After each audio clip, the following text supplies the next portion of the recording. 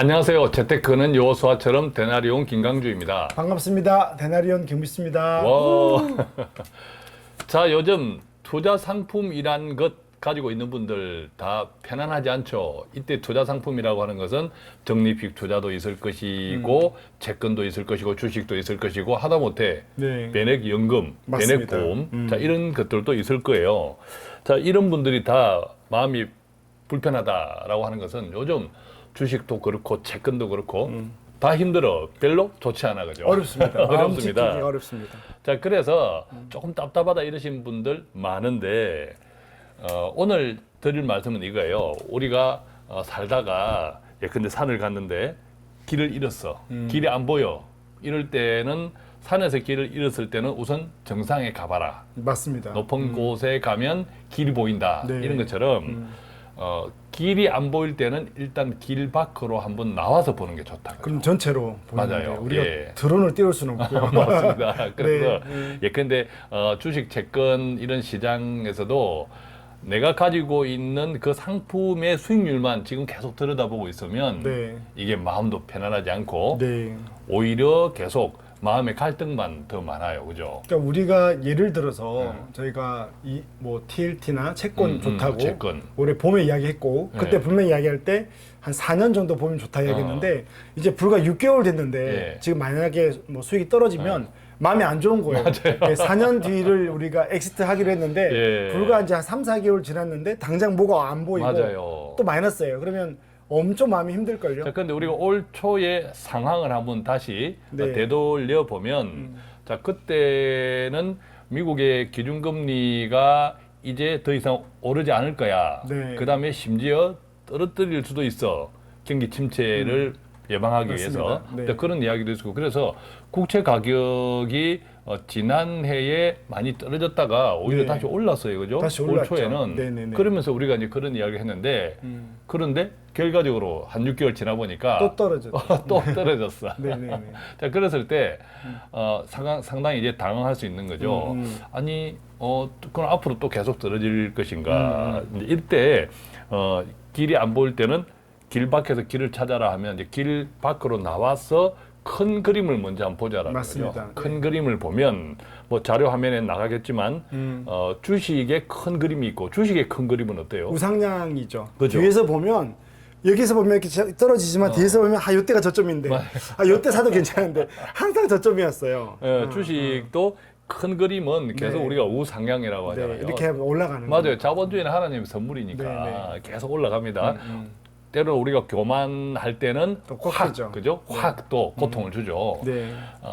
또 채권은 어때요? 채권은 큰 그림으로 채권은 큰 그림을 보면 사이클이 있는 거죠. 예. 그래서 주식은 무조건 장 2, 30년 놔두면 오르지만 채권은 3년, 5년 금리에 따라서 금리에 따라서. 금리 생각해 보면 뭐 4% 갔다가 예. 또 0% 갔다가 예. 또 3% 갔다가 2% 갔다가 하는 맞아요. 거잖아요. 예. 단지 이제 이건 있죠. 저성장 시대이기 때문에 옛날에 금리의 기준점이 7, 8%로 움직이다가 어느 순간은 4, 5%로 움직이고 예. 지금은 미국 금리 평균적으로 한 3% 움직이는 거니까 어쨌든 그 사이클을 보고 우상향보다는 사이클을 달아 이렇게 공부하면 좋을 것 같습니다. 자, 그래서 채권 금리만 또 한번 생각을 해 보면 네. 결국 금리 따라 움직이는데 주식도 마찬가지 어떤 꺾였다 오르고 우상향하지만 네. 그 타이밍은 정확하게 알 수 없잖아요. 그죠? 맞습니다. 네. 예, 우리가 상반기에 그렇게 예측했는데 오히려 반대로 움직이고. 경기 침체가 온다라고 예측을 하고 그죠. 올해 상반기에 저희가 채권 투자를 했던 예. 이유가 금리가 인하되기 전에 투자를 하자고 보통 일반적으로 하고 그러면 이제 3월 달에 금리 인상이 거의 마지막이다라고 했는데 이게 열어보니 6월 달 또 올랐고 9월 달 또 지금 25bp를 그렇죠. 올릴 수 있는 거죠. 자, 근데 이게 단순하게 보면 금리 문제만 아니었던 건데 지난해는 이게 금리 문제였어요. 그죠? 네네네. 그러니까 지난해 연말 상황을 네. 조금 한번 리뷰해 보시죠. 네, 사실은 뭐 10년물 이제 국채 금리를 이야기를 할 때 기준점이 보통 10년물이거든요. 예. 저는 이제 우리는 장기채를 투자하지만 기준을 잡아야 되니까 그 뉴스에 나오면 보통 일반적으로 10년물이라고 단어들이 나올 겁니다. 그래서 작년 11월 달 정도에 인플레이션을 생각해 보면 알 것 같아요. 작년 미국 가을 겨울에 미국 그 CPI라고 물가가. 근원의 소비자 물가가 8% 되었습니다. 그죠? 굉장히 엄청난 높았다. 거죠. 예. 그래서 미국이 이거 잡으려고 금리를 1년 동안 0에서 예. 4%까지 올린 거거든요. 근데 생각해 보면 그렇죠. 인플레이션이 생겼고 8%까지 물가가 오르니까 금리를 올려서 잡아야 된다. 그러다 그렇죠. 보니 그때 국채가 4.2까지 갔죠. 4.25 네네. 그죠? 2호까지 간 2호까지. 거죠. 네네.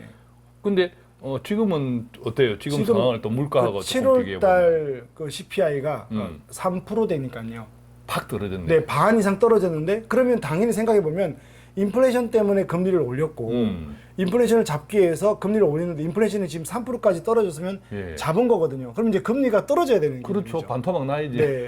근데 이게 이제 또 우리가 모르는 부분들이 모르는 부분. 미국이 지금도 미국을 살리려고 돈을 지금도 찍어내니까. 예, 부채 협상 끝나가지고 네. 뭐 1조 달러 이상을 찍어내야 된대요. 네. 그게 국채잖아요. 그렇죠. 그죠? 그게 이제 단기하고 10년물 주로 많은데 네. 그걸 찍어내다 보니 또 이게 돈이 시중에 돈이 흘러가니까 매입을 못 하는 거죠. 맞아요. 사람들이. 국채를 누군가가 사줘야 되는데 네. 중국은 뭐 그냥 어르렁거리니까 네. 뭐 이렇게 팔기 바쁘고 그렇죠. 일본도 국내 그렇죠. 사정이 그걸 살 수 형편이 안 있는 되고. 나라가 없는 그죠? 거죠 지금. 그러니까 자꾸 박앤세일을 해야 그런 되네. 거죠. 국채를 팔아먹으려면 네. 금리를 올려야 되나. 맞습니다. 아하. 네, 그러니까 이제 싸게 팔아야 되다 싸게 보니 팔아야 금리가 되니까. 계속 올라가는 거죠. 예를 들어서 너 더 올려 이렇게 해서 금리를 더 주면 내가 살게. 4.4% 안 돼. 4.5 될 때까지 기다리면 살 수 있을 거야. 이렇게 해서 네. 올리고 있는 거죠. 참고로 금리가 오른다는 것은 우리가 채권에 투자했을 때 그 가격은 떨어진다는 떨어진다. 겁니다. 네. 그죠? 네, 자, 채권 이것은 가격이 우리가 떨어진다. 뭐 달리 말씀 안 드리겠습니다. 한번 살펴보시고 단순하게 이야기하면 그전에 샀던 금리는 쌌고 네. 지금 발행하는 금리는 높기 때문에 높다. 네. 옛날 것이 인기가 없다. 그런 거죠. 이렇게 생각하시면 됩니다. 자, 그러면 지금 이 시점에서 길이 안 보일 때 길 밖에서 나와서 길을 보면 채권 가격을 보면 이제 금리 따라 움직여. 네. 그럼 역사적으로 보면 네. 지금이 어떤 시점인가요? 거의 저점이죠. 저점. TLT 기준으로 94불이니까 94달러. 역사적인 저점이라고 보면 되죠. 예, 네. 역사적인 저점이라. 근데 이게 뭐 우리가 연초에는 이제부터 오를 일만 남았다. 그렇게 이렇게들 봄 이후에 이야기하다가 점점 이제 반등이 시작될 것이다라고 얘기를 했죠. 이게 아직은 아니야. 아직은 오히려 더 떨어질 일도 있어. 그죠? 한 가을 겨울까지는 누구도 예상을 못하는. 그러니까 우리가 사이클은 이렇게 움직이는 것은 큰 그림을 보면 충분히 이해할 수 있어도 그때가 언제인지는 네. 알 수 없는 거죠. 그죠? 우리가 투자할 때 저희 대나리온이 계속 가르쳤던 이야기했던 게 투자를 할 때 예측을 하지 말자. 즉 두 가지 예측인데요. 언제 오를 건지, 예, 어디까지 떨어질 건지. 그래서 우리가 가지고 있는 게 무기가 뭐냐면 시간이거든요. 시간 예. 투자. 예. 그럼 채권을 볼 때 예를 들어서 대표님 말씀대로 가을에 어디까지 국채 금리가 오를지 모른다. 그럼 채권 가격이 더 떨어질 수도 있다. 그럼 이제 방법은 역바상 투자를 하자는 게 이제 저의 의견인 거죠. 우선은 우리가 연초에 예상했던 것이 지금 현재 기준으로는 엇나갔다. 그럼요. 그거는 그렇죠. 인정을 그러면 하는 거죠. 반대로 네. 지금 우리가 하반기에도 채권 가격이 더 떨어질 수 있어라고 생각하는 것도 사실은 틀릴 수도 있는 거예요. 그죠? 그렇죠. 알 그게 수 없는 내년 거죠. 봄 돼 가지고 또 제가 방송을 했는데 여전히 떨어지고 있어.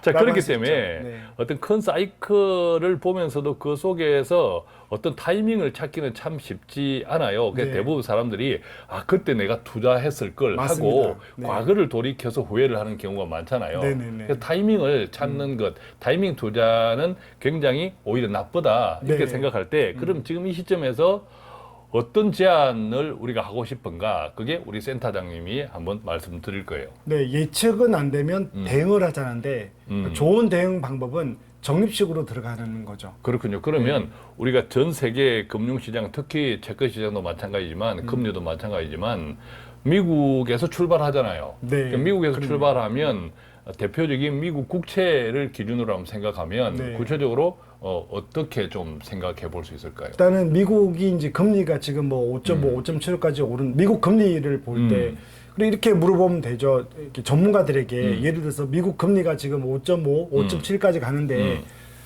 몇 년 안에 다시 한 3%대로 떨어질 가능성이 있냐? 뭐 아무도 모르지만. 아무도 모르죠. 그러면 이제 이렇게 이야기하겠죠. 1년 뒤에 떨어진다. 2년 뒤에 누군 떨어진다. 이 이야기는 하거든요. 자, 그러면 전문가마다. 그게 답이 있네. 네. 떨어지는 것은 분명하다. 그거는 다 이야기하더라고요. 언제일지는 그거는 좀 불확실하다. 다른 거죠. 그러면 저희는 이제 이렇게도 물어봤어요. 한 3, 4년 뭐 정말 안 되면 5년은 어떠냐니까 네. 에이 그때까지는 떨어져요 이런 이야기를 다 하더라고요.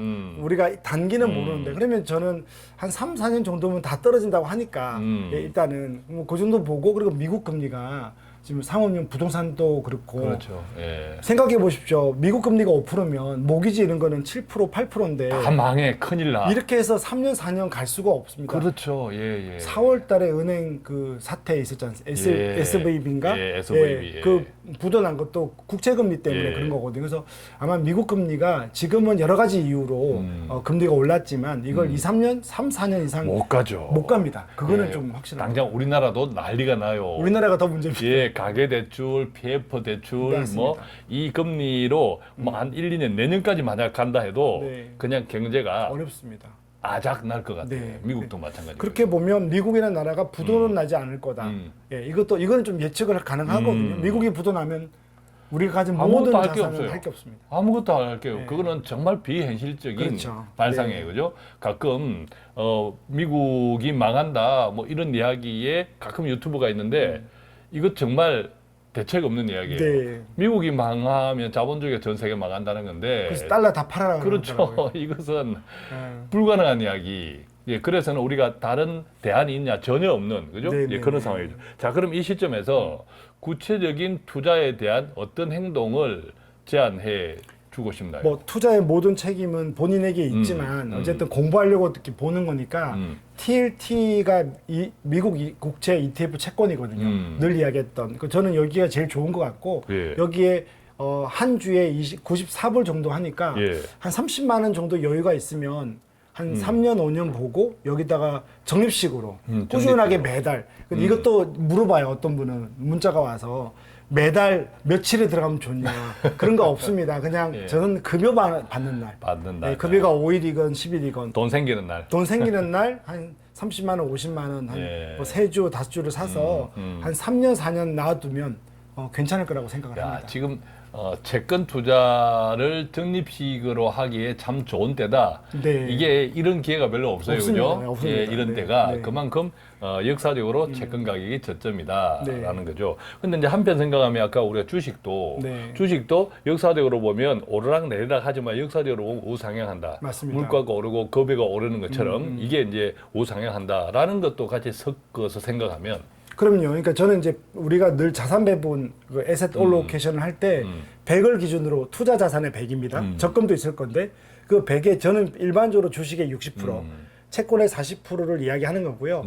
그 채권의 40%를 어디로 갈 거냐라고 했을 때 많지 않습니까? 글로벌 채권, MMF, 한국 채권도 있는데 저는 미국 장기채를 추천하고 예를 들어서 저도 이제 한 20년 했으니까 제 고객 중에 여러 투자 자산군 중에 변액보험 드신 분도 있거든요. 예. 그 작년 10월 달에 미국 주식에 50%를 담고 MLF를 40% 담았는데 이제 이번에 좀 바꿀 생각이 그 MLF의 채권이 국내 MLF인데 얘를 어디로 갈까 그럴 때 달러 자산을 갖고 있으면 좋겠다. 중국 지금 문제도 생기니까 그럼 달러 자산을 갖고 있는 미국 채권을 사면 두 가지를 먹을 수 있지 않을까 해서 그 변경을 지금 생각하고 있는 거죠. 네. 그렇군요. 돌이켜 보면 우리가 이제 길 밖에서 길을 찾자라고 할 때 멀리 크게 보면 우리가 하나님의 완전수가 7이잖아요. 네. 7인데 장기 적립식 투자를 채권이든 주식이든 섞어찌개를 하든 네. 한 분들이 만약에 7년 동안 네. 7년 이상 비가 오나 눈이 오나 투자를 보험처럼 제가 즐겨 말씀드리는 맞습니다. 거 또박또박 해 나간다면 제 기억에는 또 역사적 통계에도 7년 동안 꾸준히 해 나가시는 분들께 손해가 났다. 없습니다. 이것은 제가 기억이 없어요. 그죠? 그 변수가 있는 거죠. 7년 딱 되는 해가 예를 들어서 IMF가 터졌다 이럴 때만 제외하고는 예. 그때도 기다리면 또 손해는 또 아닐 수도 있어. 아, 그 맞습니다. 기간 동안 또 그렇죠. 설령 손해가 났어도 한 그런 6개월, 1년씩 그런 또 것들은 또 올라가는 빨리 거죠. 올라가잖아요. 네, 그죠? 맞습니다. 예, 빨리 올라가는 네. 하나님의 이 시간은 정말 놀랍습니다. 정말 놀랍습니다. 그래서 제 생각에는 최소한 5년 이상 그죠? 네. 5년 이상 꾸준히 해 나간다면 틀림없이 손해는 없고 지금 이제 적립식은 길 밖에서 길을 보면 지금 아주 역사적으로 저점이다. 맞습니다. 그죠? 주식도 계속 오르락내리락 하면서 우상향한다. 이런 것들을 잘 생각해 보면 지금 어떻게 해야 될지 그 답에 대한 힌트를 얻을 수 있을 것이고 오늘 구체적으로 또 우리 센터장님이 제안해 주신 그것도 한번 참고해 보시면 좋겠습니다.